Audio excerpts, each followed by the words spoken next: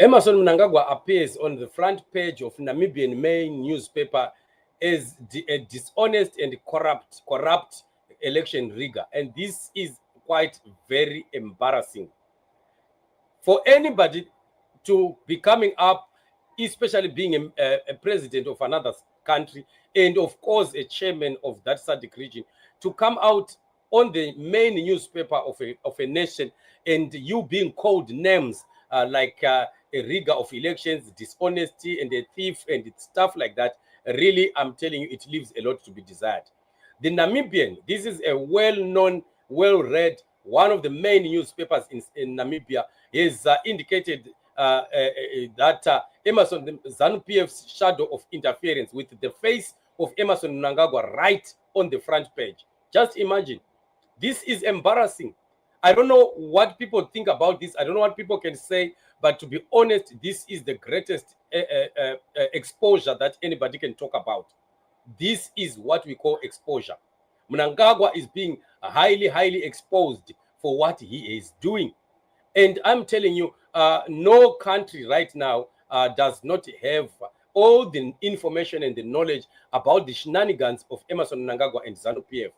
Just imagine how embarrassing this is. Just imagine, of all people, a SADC chairperson and a president who is coming out and wanting to pretend to be a Democrat, a constitutionalist, like he says. Now, I think this is just exposing how the elections in Zimbabwe on 2023 August 2020 happened. You know, ZANU-PF tried to cover up so much about what happened on that very election day, but I don't think they succeeded, and they have not succeeded at all. And the problem that we continue to see is that Mnangagwa and ZANU-PF continue to be exposed while they are still too much talkative and want to make themselves the champions of the region. And I'm sure that anyone who still associates with Mnangagwa at this point in time, they really are in serious problems, because they know that what is really supposed to be happening later is that we are also going to be put in the same basket together with Mnangagwa and ZANU-PF. It's really sad and pathetic.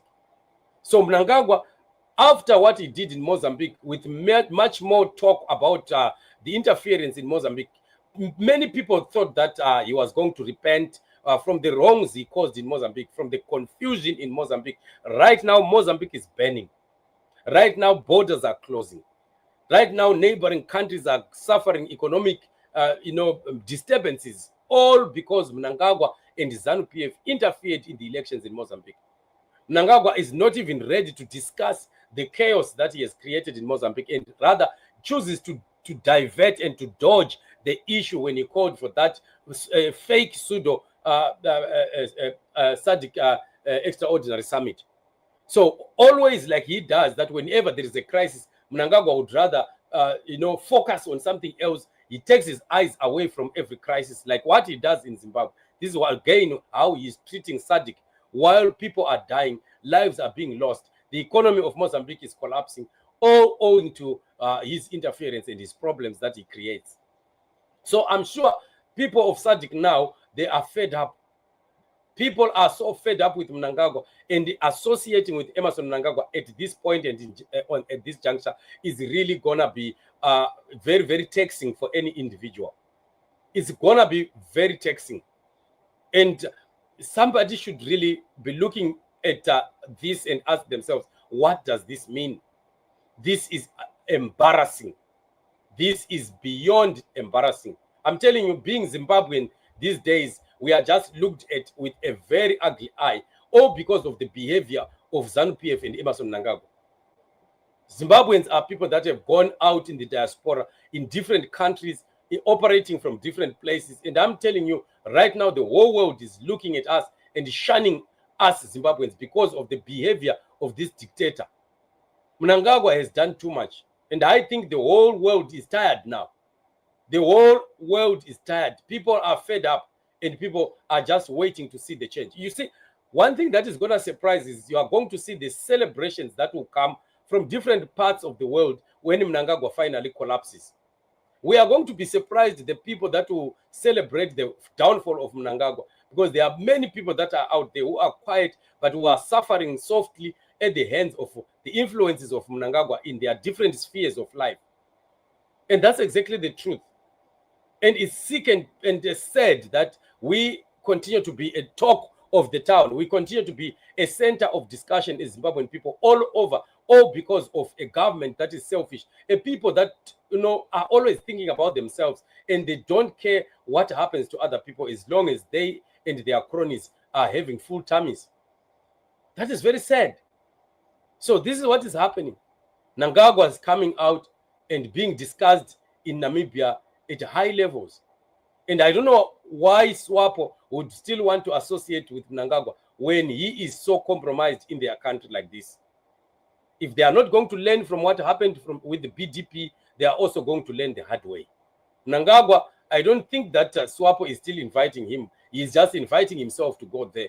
And because they want to eat to eat the food of a witch, just because of out of respect, they are also going to meet the consequences of the same fate of BDP.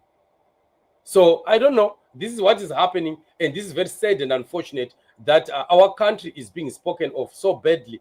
And the ZANU-PF people, Varakashi, and all those that are twerking for Mnangagwa, they can't see this. They are not aware of the harm, the damage that Mnangagwa is bringing to Zimbabwe as a nation, to the Zimbabwean people as a people, and of course to the general conduct that Zimbabweans have with other people all over the world. Our prayer must be that ZANU-PF must be put to an end. Our prayers must be that God must help Zimbabwe to put down ZANU-PF and Emerson Mnangagwa. And I am sure that in this season we have entered the season of change, the season that the wind of change is blowing. We are definitely going to experience a different Zimbabwe, a great Zimbabwe, a new Zimbabwe, a democratic Zimbabwe, a working Zimbabwe, a peaceful and loving Zimbabwe. And that is our fight and our battle. No one can stop what God is doing in this season. And this is the reality of life. And it is very, very saddening to continue to see our country going to the dogs in the manner that things are going. So family, this is what it is. We are just discussing and giving each other updates of what is happening in the nation. Thank you so much for joining me on the show. We will continue to be meeting in many, many shows. Otherwise, remain blessed. Shalom and shalom.